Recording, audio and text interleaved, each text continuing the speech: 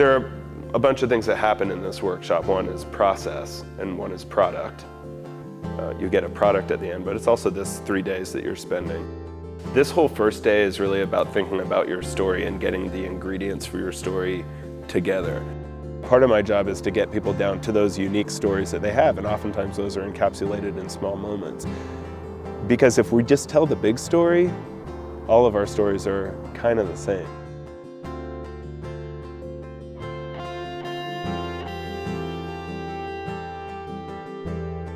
I think it went beyond my imagination. It was just a fantastic experience, and I think it has probably motivated me now to pull my writing back out again and start the process again. Personal growth within the workshop space is one of the biggest reasons why I do the work, is to be able to bear witness to that and allow that to happen. The first layer of the story circle is a way for people to share stories and get some feedback on them. Getting people to feel listened to have a space where they can be honest.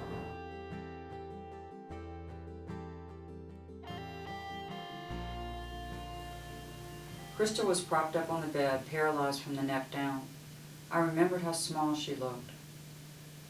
I sat down in the chair next to her bed, and she told me how her ex-husband raped her. He had thrown her on the ground and broken her neck and left her there. But here's the thing.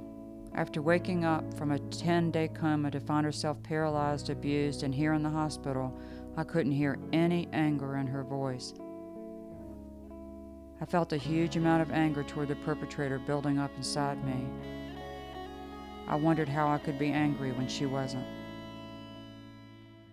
And it looks like I'm telling the story of, this victim who was assaulted, but it's really talking about me and how I healed through it. Mm-hmm.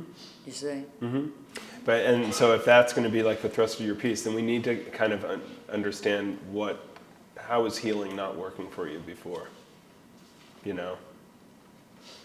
What was it like before this whole thing happened? Mm-hmm. You were taking your work home with you, you were attached to every single case, you were thinking, whatever. I mean, however that manifested, that would be good to know. Yeah. A lot of it is about people learning about their own stories, even as they tell them.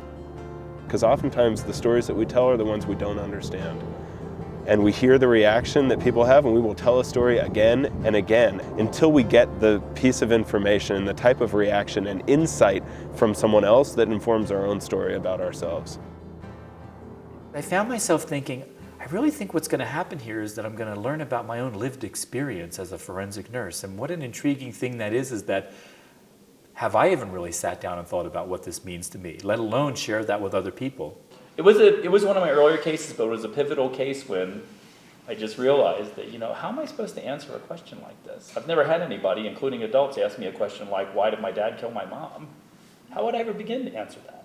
But he's going to struggle with that the rest of his life. So I may have 3 sessions at most, for example, to plant seeds that I can help this child figure out how to start to ask the questions within himself of, so what does this mean to me? And how do I go on? Because a lot of these children go on to kill themselves and other things like that, or kill other people because the people don't talk about it. Mm-hmm.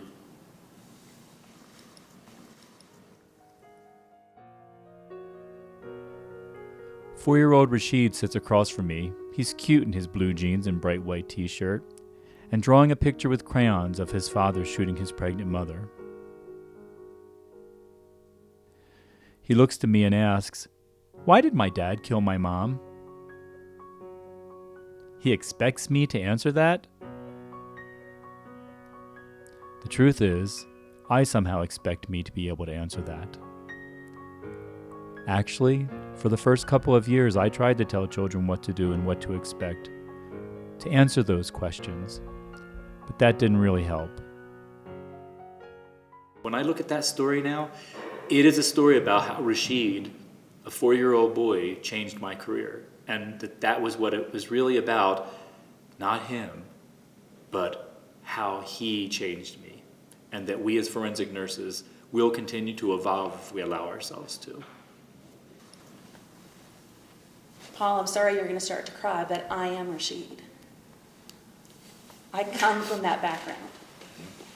I am the 10-year-old girl who asked, why did Daddy kill Mommy?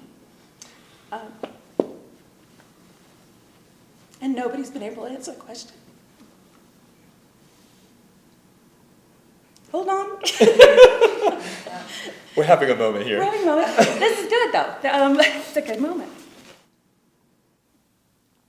On our first outing out of the house after my mom's funeral, my grandparents took my 5-year-old sister and me to a pancake dinner at a local fire station.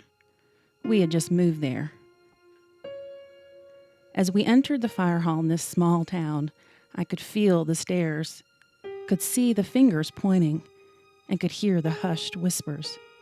I heard a lady say, "Psst, there's those girls." How do you tell people that Daddy killed Mommy? Years later, as a forensic death investigator, on what seemed like a beautiful spring day, I was called to a suicide of a young woman. There were bystanders and officers hustling around, conducting their investigation when I saw someone point and say, "There's that kid." My shame rushed back. That's when I noticed the young boy, sitting alone, cross-legged on the curb, stoic, his head hung low. I told him, "When I was your age, my mom died too, and you'll be okay."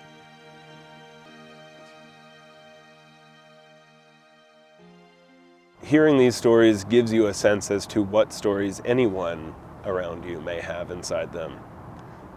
And seeing people as people and not as patients, not as representative of some larger group, but individuals with their own stories and own struggles, creates empathy.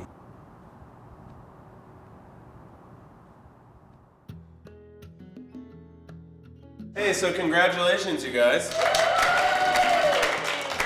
We had preconceived notions of who we were as forensic nurses.